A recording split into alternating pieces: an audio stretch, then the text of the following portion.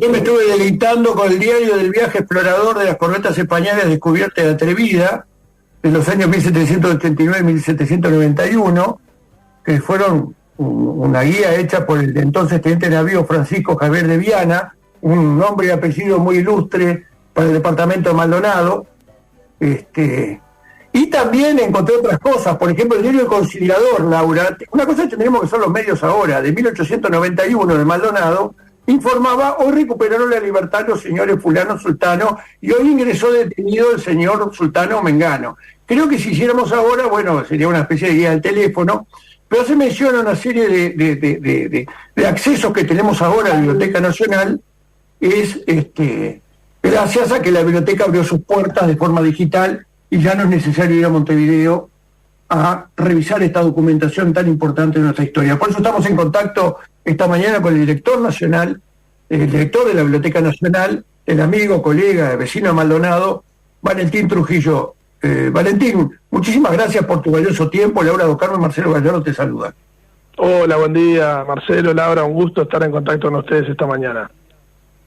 Bueno, nosotros estamos chochos con este servicio en línea de la Biblioteca Nacional, con colecciones digitales, con un espacio específico para, de Elmira Agustini, un archivo de María Eugenia Baferreira, el archivo Rodó,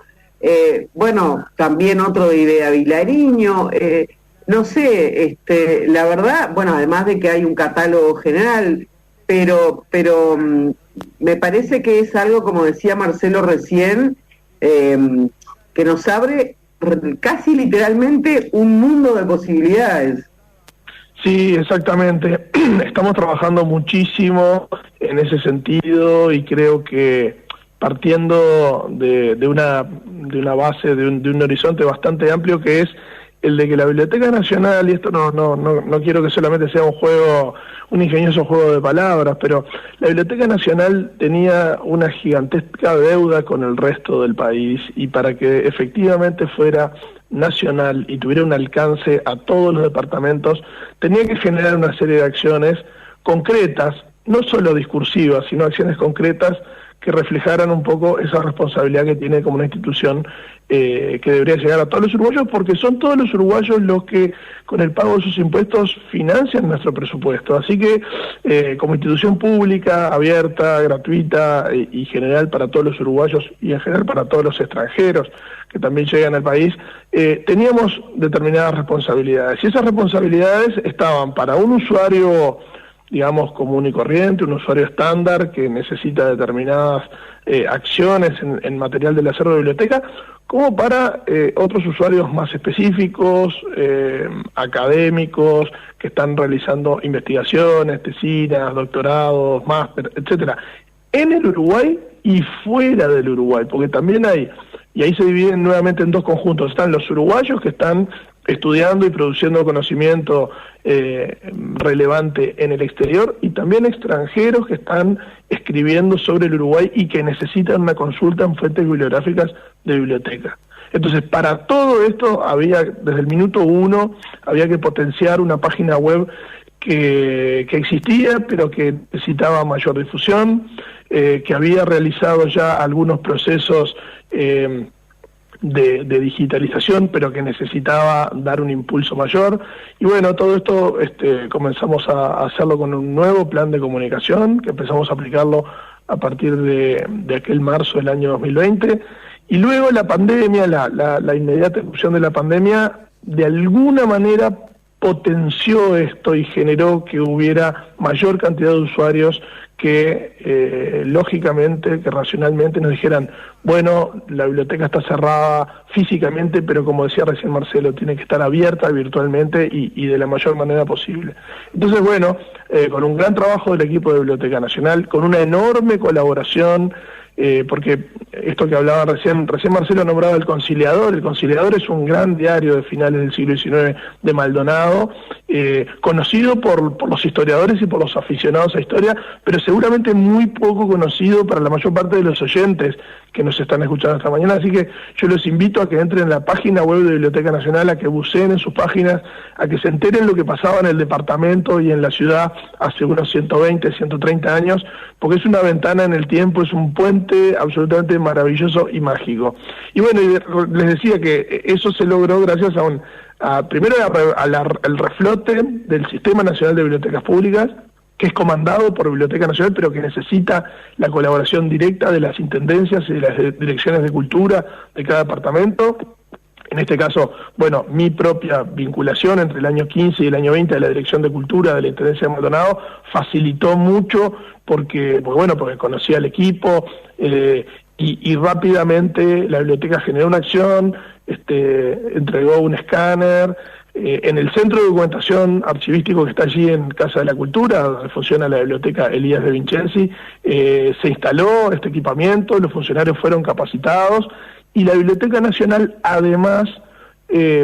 dio la llave para que esto funcionara, porque además de todo esto consiguió el alojamiento virtual, porque, a ver, puede haber un trabajo muy sistemático de digitalización, pero si luego en Internet, en una página, no se encuentra un soporte para que el usuario pueda entrar desde su teléfono o su computadora y poder verlo en buena calidad, todo el trabajo pierde sentido. Entonces, nosotros creamos lo que llamamos un círculo virtuoso. La biblioteca en general tiene los materiales, se lo presta a las intendencias ponen el equipamiento y los recursos humanos para digitalizar, la biblioteca capacita a esos funcionarios y luego les ofrece el alojamiento en Internet, que es lo que permite que ustedes estuvieran consultando y que intentemos que sean la mayor parte de los usuarios los que puedan entrar a la biblioteca y acercarse a nuestro acervo. Por supuesto, siempre serán todo el mundo muy bienvenido aquí en nuestra sede, que está en el famoso edificio en 18 de julio 1790, pero bueno, ya sabemos que eso implica tiempo, dinero, traslado, esfuerzo. El proceso y la política de digitalización intenta que todo el mundo se pueda conectar con Biblioteca Nacional desde cualquier lugar, del Uruguay o del mundo. Ahora, Valentín, los que estamos en el interior, sé que incunables no hay, pero debe haber incunables a la uruguaya, ¿no? ¿Cuál es la joyita que te encontraste ahí? ¿Cuál es la joya que tenés ahí en cuanto a obras literarias o documentos? Imposible contestar con una sola, Marcelo. Hay la gran Lisa Bloch de Beer, la ensayista y docente uruguaya, que es una gran amiga de la casa y que ha colaborado en tantos proyectos de Biblioteca Nacional, siempre me dice, en broma y en serio, dice, la Biblioteca Nacional es la cueva de Alibaba, ahí están casi todos los tesoros. Y eso es verdad, porque, yo destacaría, casi todo el acervo de la biblioteca es maravilloso, pero hay algunas secciones en particular, expliquémosle un poco a los oyentes que la biblioteca internamente, su organigrama tiene 13 secciones distintas. Entonces tenemos, por ejemplo, una sección que se llama materiales especiales. Ahí hay joyas absolutas bastante anteriores al establecimiento de la colonia, por ejemplo, ¿no? Por ejemplo, hay una Biblia alemana de Gutenberg, hay una edición muy antigua del Quijote de 1605. Si tú me preguntas, por ejemplo, cuál es el libro más antiguo del acervo de Biblioteca Nacional, es un cantoral gregoriano medieval del siglo XIII. O sea, estamos hablando... Eso no tiene valor, eso es imposible saber el precio de una obra de esa. Bueno, ahí está, el valor obviamente que es muy intangible, es un valor patrimonial, simbólico, sí, claro. Para que tengan una idea, es un cantoral, o sea, es un misario, ¿no? Está en latín y además tiene la traducción musical de cómo debe ser cantado en distintos momentos del año litúrgico cristiano, obviamente, católico, pero ni siquiera es de papel, el material es pergamino. El pergamino, para los que no lo saben, es piel animal, en general eran piel de terneros nonatos, un material que se trabaja, se barniza, se estira, y luego queda en las mejores condiciones para que luego a mano, obviamente estamos hablando de una época anterior a la imprenta, se estampe en esas hojas las misas y las canciones. ¿Cómo vino a parar eso acá a Uruguay? ¿Un misterio, se sabe? Bueno, hay una investigación muy interesante de un musicólogo uruguayo que en este momento está residiendo en París. Hay dos teorías. Una es que pudo haber llegado, obviamente, en los comienzos de la población de Montevideo, o sea, estamos hablando a inicios de 1720, 23, 24, con la llegada de los primeros portugueses, porque tiene algunas anotaciones en portugués, y la otra teoría es de que pudo haber llegado desde Colombia, porque en la Catedral de Bogotá, en el archivo eclesiástico de la ciudad de Santa Fe de Bogotá, existe uno muy parecido, que tendría el mismo origen, que sería un monasterio en la provincia de Murcia, en España. Pero bueno, la verdad es que es la única investigación de Merelo, es el apellido del investigador, que es un experto en canto gregoriano además. Ahora, me imagino, Valentín, que conociéndote, te ves sentir como aquel personaje que interpretó Sean Connery en El Nombre de la Rosa. En El Nombre de la Rosa. Adentro, ¿cómo separás tu gestión administrativa que tenés que llevar en tu condición de máximo jerarca de la Biblioteca Nacional y tu condición de periodista que te gusta siempre escarbar la historia, no importa? Periodista, escritor, yo me imagino a Valentín más que detrás de, no sé, luchando entre esa pila de papeles que conlleva, ¿no?, la burocracia administrativa de estar al frente de cualquier institución pública uruguaya, y su deseo de andar permanente entre los pasillos, estantes, viste, como en las películas, que corre la escalera y sube, baja, agarra el libro, baja, viene, se sienta en el mismo pasillo y se apoya contra la estantería, porque es los que no conocen además la biblioteca, que nosotros siempre con Marcelo decimos, está bueno que alguna vez, dentro de esas tantas que la gente que vivimos en el interior, vamos a Montevideo, y si de repente incluso podemos llevar, si tenemos hijos, sobrinos, nos programemos una visita al menos una vez en la vida a la Biblioteca Nacional, porque hay que conocerla, pero para vos debes estar como Alicia en el País de las Maravillas. Exactamente, es una sensación muy particular, porque claro, sí, constantemente. A ver, recién Laura tocabas un tema que es, por supuesto que nosotros somos un gran templo de papel, sin dudas, la mayor parte de los acervos son de papel, pero también hay la otra papelería, que es la papelería burocrática del trabajo y de la gestión interna de una institución, claro, que necesita obviamente un montón de acciones a nivel público, a nivel de gobierno para su funcionamiento, y eso obviamente que lleva una parte grande de tiempo y de esfuerzo. Pero hay momentos en los que me desdoblo brevemente, y es como un niño que está en Disney y que no sabe a qué juego, no sabe a cuál de sus héroes saludar. Exactamente, porque a su vez el acervo es tan gigante que por momentos es un poco abrumador. Entonces hay que determinar algunas líneas de trabajo y qué proyectos encarar, porque es virtualmente infinito. A mí me preguntaron, yo al llegar, una de las primeras preguntas que hice es si se tenía una idea más o menos aproximada de la cantidad de materiales que tiene el acervo de Biblioteca Nacional, y me contestaron de una manera muy borgiana, digamos, me contestaron que no sabían, que no se puede determinar exactamente, porque una cosa es las fichas, otra cosa son los ingresos, y toda esa cantidad de cifras tiene que ser sistematizada, pero se creía que tenían más o menos 1,5 millones de volúmenes de libros, y en total más de 4 millones de documentos. Y acá aprovecho a contarles algo, porque de pronto el investigador, el que ha venido a la biblioteca, sí lo sabe, pero el que nunca ha venido, no. La Biblioteca Nacional es un gran centro cultural. Además de ser la memoria del país, además de ser una institución que tiene la obligación legal por normativa de conservar, de guardar varios ejemplares de todo lo que se imprime y lo que se edita en el país, además de ser 14 años más vieja que la República, con mucho orgullo, la Biblioteca Nacional se funda en mayo de 1816 y... Con Dámaso, ¿no? Con Dámaso Torres de Larrañaga, sin dudas, y con la herencia de libros de otro clérigo muy importante que fue José Manuel Pérez Castellano. 1816, y el Uruguay moderno como lo conocemos, la República Oriental del Uruguay, obviamente que comienza a partir de la Constitución de 1830. Por lo tanto, la Biblioteca Nacional es 14 años más antigua que el propio país.